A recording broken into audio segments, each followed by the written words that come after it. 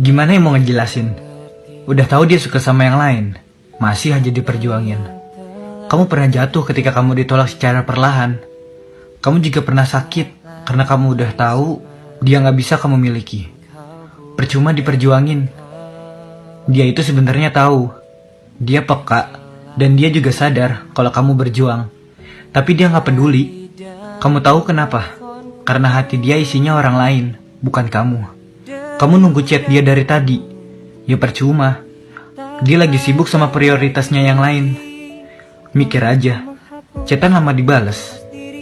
Dan kalaupun dibales, jawabannya singkat. Itu cara dia buat kamu sadar dan menjauh dari dia. Tenang, kecuekannya akan disadarkan oleh kehilangan. Coba deh lu bandingin. Dia yang jauh lebih mencintai orang lain dengan orang yang selalu berada di dekatnya.